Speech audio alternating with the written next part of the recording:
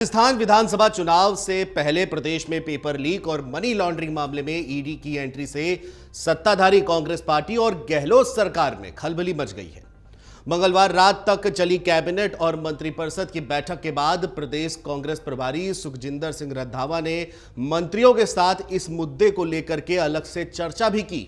इस दौरान कई मंत्रियों ने ईडी के मामले में भारतीय जनता पार्टी पर जवाबी आरोप लगाकर हमले करने का सुझाव भी दिया। सूत्रों के मुताबिक बैठक में यह चर्चा हुई कि आगामी दिनों में ईडी की कार्रवाई के मामले ज्यादा आगे बढ़ते हैं और मौजूदा केस में कांग्रेस सरकार के मंत्री, विधायक और नेताओं तक ईडी हाथ डालती है तो इस मुद्दे पर कांग्रेस सड़कों पर उतरकर जोरदार धरना और प्रदर्शन के साथ साथ आंदोलन भी करेगी। इसके लिए प्रदेश कांग्रेस कमेटी के अध्यक्ष गोविंद सिंह डोटासरा पर फैसला छोड़ा गया है। वहीं बैठक में महंगाई राहत कैंपों को लेकर के भी मंत्रियों से सुझाव लिए गए हैं। साथ ही प्रदेश प्रभारी सुखजिंदर सिंह रंधावा ने अलग अलग मंत्रियों से विधानसभा चुनाव में जीत को लेकर के सुझाव और फीडबैक लिए हैं। प्रभारी रंधावा के साथ हुई मंत्रियों की बैठक के कारण कैबिनेट और मंत्रिपरिषद बैठक के बाद बीती रात 10 बजे सचिवालय में होने वाली प्रेस ब्रीफिंग भी रद्द कर दी गई और एक प्रेस नोट भी जारी कर दिया गया।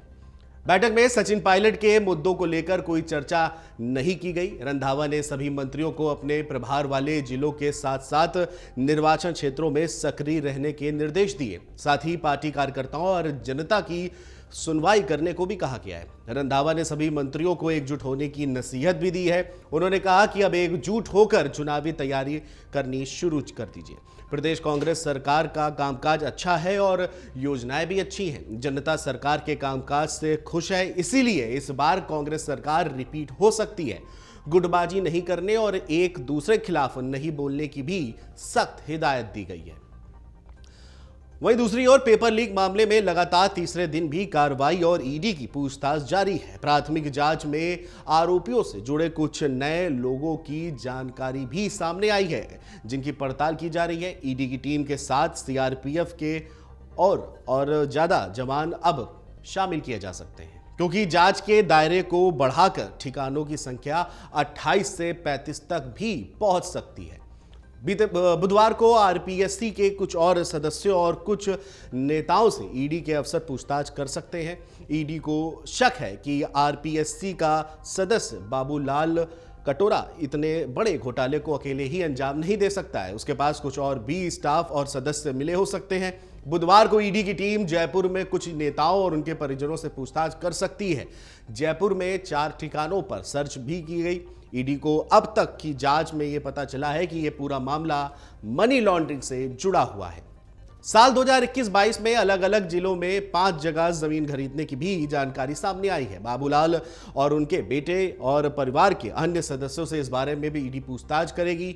जयपुर, उदयपुर, अजमेर, जालौर में कुल 28 जगहों पर ईडी की टीम जांच कर रही है और ईडी के अधिकारी आरोपियों के परिजनों के बयान और लेन देन के साथ साथ इन्वेस्टमेंट संबंधी जानकारी भी जुटा रहे हैं।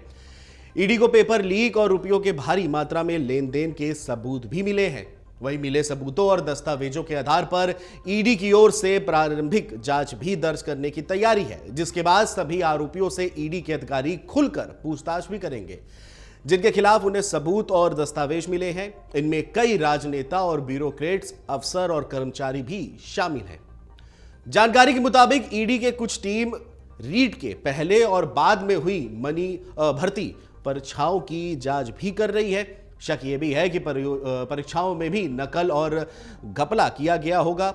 आरपीएससी की ओर से हुई आरएएस, सब इंस्पेक्टर, जेईएन भर्ती परीक्षा, कांस्टेबल भर्ती परीक्षा और विद्युत विभाग की ओर से आयोजित जूनियर और कॉमर्शियल असिस्टेंट भर्ती परीक्षाएं, ये सभी परीक्षाएं जो है वो शामिल हैं। राजस्थान में ईडी की कार्रवाई पर मुख्यमंत्री अशोक गहलोत ने कहा है कि लड़ाई विचारधारा की होती है। पेपर लीक में जांच करने वाली ईडी का ध्यान संजीवनी घोटाले पर क्यों नहीं जा रहा है? संजीवनी घोटाले में गरीबों के पैसे भी विदेश में लगे हुए हैं, उनकी जांच करनी चाहिए। गहलोत ने यह भी कहा कि केंद्रीय मंत्री गजेंद्र सिंह शेखावत के लिए कहा कि वह अच्छे से जानते हैं कि 1 लाख से ज्यादा पीड़ित लोगों की जिंदगी भर की जमा पूंजी करीब 900 करोड़ रुपए संजीवनी सोसाइटी से लूटे हैं। वही संपत्ति जब्त करने के अधिकार एसओजी के पास नहीं है, बल्कि ईडी के पास है।